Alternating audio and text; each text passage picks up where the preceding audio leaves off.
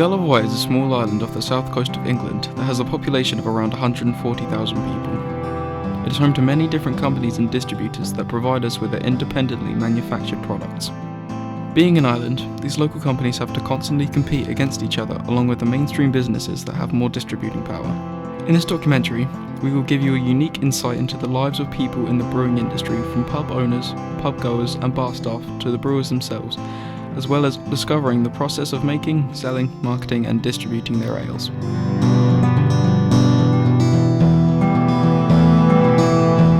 Ever wondered how beer gets made? This is Island Ales Brewery, one of the 3 breweries on the island, and here's a look at what happens on a daily basis.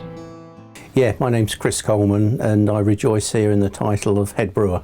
My name's Ashley Coleman and I'm the brewer. Chris Coleman and his son, Ashley, have worked at Island Ales Brewery together. They brew their beer here several times a week. They brew several local beers here, including their seasonal Christmas ale. The first thing to do is empty the grain into the tank with hot water. The thermometer checks the water temperature to make sure it's correct for brewing. The beer is usually left to ferment like this for several days, and this is what it looks like once the process has been fully completed. They keep all the beer in barrels in a cold store next door, ready to be shipped out at a moment's notice to anywhere on the island. That beer would be put in the barrels a week today. Hopefully we'd keep it in a cold store for a week to condition and make the beer more palatable, and from then it can stay in a cold room for a month or so, but it just goes out on demand as people want it. And the bottled beers have got a shelf life of about a year. They get sent away to be bottled, comes back to us, and it can sit in that warehouse out there for up to a year before it's sold. I enjoy the brewing mostly. My dad Chris offered me the job here when I was working at Goddard's, and that was the chance to brew instead of just cleaning all the tanks and the barrels and stuff at Goddard's, so I thought it'd be a good opportunity to come here. I've always enjoyed drinking it, so I thought, why not brew it instead? I've been doing it for a good number of years. I've been doing commercial brewing for about 20 years, and probably about 25 years before that I started home brewing. So one thing sort of led to another, and what I started off doing a hobby has now become a job. When I first started in brewing a number of years ago, there were about 300 breweries all told, and now there are 1,500 breweries in the UK, so that's just the way it's gone. I think there's room for everybody.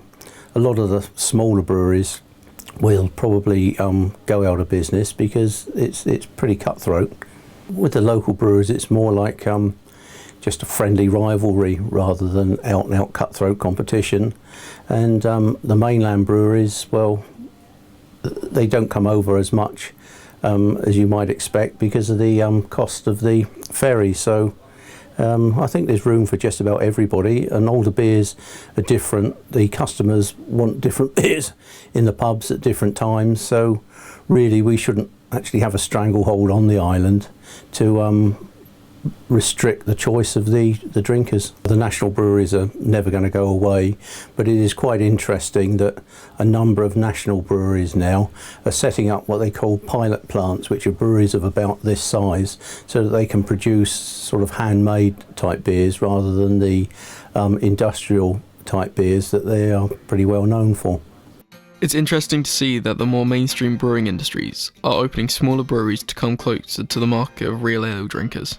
So what about the pubs? How are they coping with the competition between mainstream and local breweries? Hi, my name's Debbie Riddett, and I actually are the owner of Cowes and Newport Ale House. It sort of found us. It's something my husband and I have wanted to do for a long time, and due to his redundancy, it sort of gave us the opportunity to actually fulfil a passion that we've wanted to do. And my husband's very passionate about real ale. So hence, 3 years ago, we opened Newport Ale House first. And we've been open in Cowes for 7 months. We support all 3 local breweries. We're quite lucky on the island to have 3. We use Yates Brewery, Goddard's Brewery and the Island Ales. And because there's over 1,000 little microbreweries, so we're actually very lucky that we can actually manage to bring some different beers to the island. So we're finding a lot more younger people are actually drinking real ale now. And we've managed to change the taste buds of a few lager drinkers over to real ale, so it's quite nice. Eventually we'd like to open a little pocket of real ale houses around the island. So Newport was obviously our first, then we came to Cowes, and then eventually we sort of move around. So Cowes was our next sort of step, sort of from Newport. So yeah, that's how we ended up here. The Cowes and Newport Ale House is specialised in sampling real ale from the island, and as they are not tied to any big pub owning company, they can also sell from other mainstream breweries. But what about the pubs on the island that are tied? How are they coping with this competition? I work at the Portland Bar.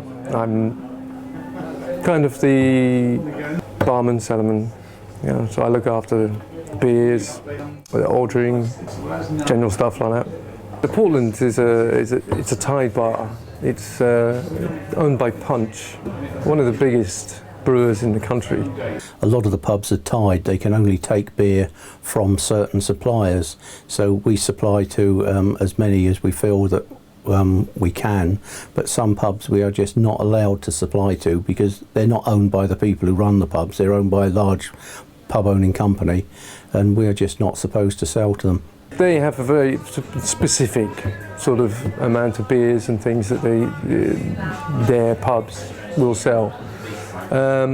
We tend to pick from quite a small choice really, and they're national beers that you'd recognise in any pub all over Britain. I've always enjoyed that interaction with customers, particularly having been one myself. I like pubs.